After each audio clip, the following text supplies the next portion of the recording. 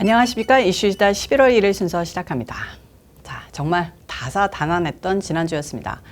이태원 사건, 너무나도 참담한 사건에 미국을 비롯해 전 세계에서도 정말 많은 관심이 모아졌었는데요. 우선 희생자 여러분의 명복을 빕니다. 첫 소식입니다. 미국의 운명을 판가름 중간선거가 이제 정말로 일주일 앞으로 다가왔습니다. 우파는 물론 좌파 주류 언론까지 중간선거에서 공화당에 대한 유권자들의 선호도가 뚜렷해지고 있다고 강조하고 있는데요. 좌파들의 위기감을 키우고 결집을 노리는 얕은 수일 수도 있습니다.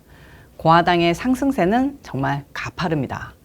월스트리트저널은 지난달 22일부터 26일까지 미국의 유권자 1,500명을 대상으로 전화 여론조사를 실시한 결과 먼저 알려드리겠습니다.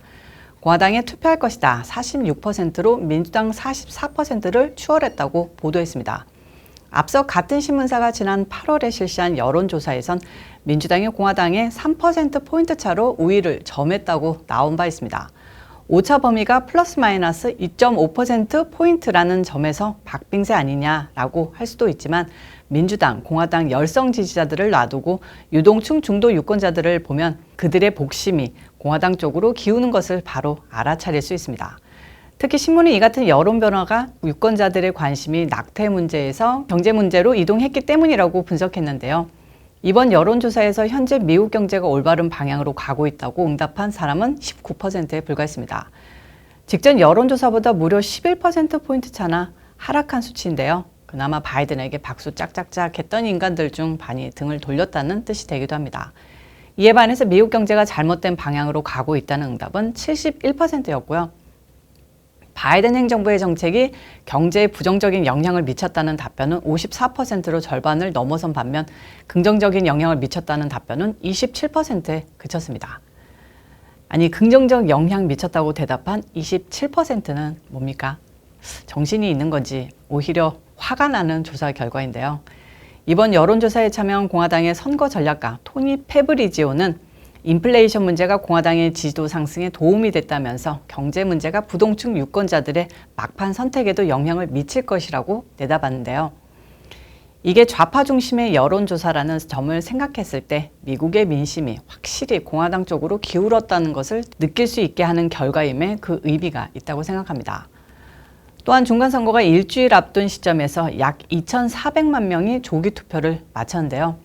공화당은 33%, 민주당은 45%, 무당파는 22%가 조기 투표를 했다고 합니다. 데이터에 따르면 약 1,010만 명이 직접 투표했고 1,380만 명은 우편으로 투표를 했다고 하고요. 텍사스와 플로리다가 각각 약 330만 표와 270만 표로 지금까지 가장 많은 사전투표를 하고 있는 것으로 드러났습니다.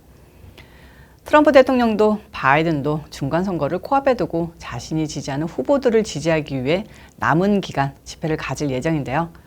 대통령은 앞으로 4번의 집회를 갖게 되는데 목요일에 아이오와주 수시태에서 김 레이너즈 공화당 주지사와 척 그레슬리 상원의원을 지지하고 연설을 할 예정입니다. 4번의 집회 중 한 곳이죠. 그 다음엔 펜실베니아주 아놀드 파머 지역 공항에서 닥터 오즈 후보를 위해 선거운동 연설을 펼칠 예정입니다. 그런데 상대 후보 패터먼이 오주의 인터뷰 도중 필라델피아의 대서양 연안이라는 표현을 두고 물고 늘어지면서 필라델피아 도로 표지판이 보이는 곳에서 다이빙하는 사진을 올리며 비아냥거리고 있는데요. 근소한 차이가 나는 상황에서 패터먼이 매우 조급하긴 한가 봅니다. 정말 중요한 곳, 격전지 중 한 곳인 이곳에서 11월 5일에 바이든과 버락 오바마가 함께 공동집회를 가질 예정입니다. 바이든이 영 현찮아서인지 오바마가 나서면서 조지아, 미시간, 위스콘신 등을 순회 연설하며 민주당 지지를 호소하고 있습니다.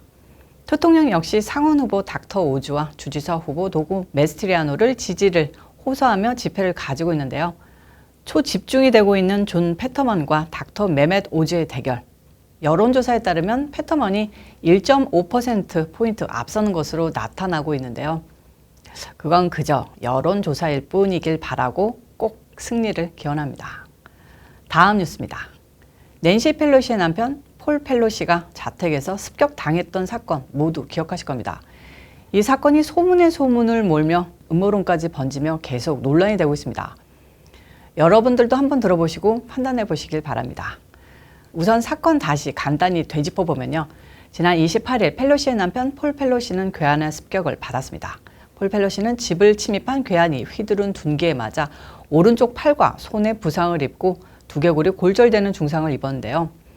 사건 발생 이후 힐러리 클린턴은 펠로시를 습격한 괴한이 극우의 음모론을 확산시켰다는 LA타임스의 기사를 공유했습니다.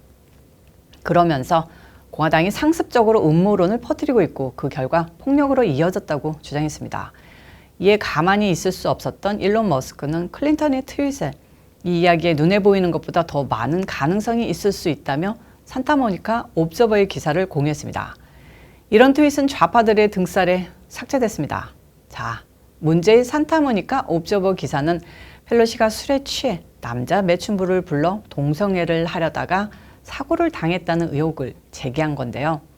엄청난 반향을 일으키고 있습니다. 이 기사 보면요. 낸시 펠로시의 남편 폴 펠로시는 유명한 동성 연애자이자 누드를 좋아하는 나체주의자라고 소문이 자자했습니다. 그리고 몇 달 전에 음주운전 사고를 일으켰을 때도 남성과 차에 동승했다는 소문이 있었는데 은폐됐다고 합니다. 기사는 펠로시 부부의 집에 침입해 폭행을 가한 용의자 데이빗 드파프가 단순한 침입자가 아니라 폴 펠로시의 초대로 집을 방문한 동성애자라고 적었는데요. 미국 권력 서열 3인 펠로시 자택에 아무리 낸시 펠로시가 출정 중이었다고 하더라도 무단 침입자가 들어올 수 있느냐, 그리고 유리를 깼으면 당연히 방범 알람이 작동하거나 경비업체와 연락돼 즉각 경찰이 출동하지 않았겠느냐, 유리도 안에서 깬 흔적이 있다 등등 그런 논조의 기사입니다. 어찌 보면 당연한 이야기죠. 말이 권력 서열 3이지 미국에서 세 번째 VIP 주변인 경우가 그렇게 허술하겠습니까? 당연히 의심이 갈 수밖에 없는데요. 이런 산타모니카 옵저버 기사 말고도 이번 습격이 민주당의 자작극이라는 소문도 있습니다. 펠로시를 습격한 극우 세력, 이런 꼬리표로 우파는 위험하다, 공화당은 극단주의자들이다, 이런 인식을 심어 중간선거에 공화당이 투표하지 못하도록 만들기 위한 음모라는 것이 그 주장입니다. 모두 다 충분히 가능성이 있고요. 고개가 끄덕여지는 내용인데 이런 내용 말하면 좌파들에게 이상한 사람이나 진짜 바보 취급 당한다는 게 문제죠. 논란이 커지자 머스크는 트윗과 산타모니카 옵저버의 기사 모두를 삭제했다고 합니다. 하지만 해당 글은 이미 2만 4천에 넘게 리트윗되고 8만 6천 건의 좋아요를 기록한 뒤였고 알만한 사람들은 모두 알게 됐죠. 확실한 진실이라고는 단언하기 어렵지만 이런 의혹에 대한 논의가 좀 더 확실히 이루어져야 할 것 같습니다. 오늘 이슈 일사는 여기까지고요. 시청해주셔서 감사합니다. 오늘도 변함없이 좋아요 꾹꾹꾹 눌러주시고요. 구독 안 하신 분 구독하시고 가시길 바라고요. 저는 또 다음 영상에서 찾아오도록 하겠습니다. 바이.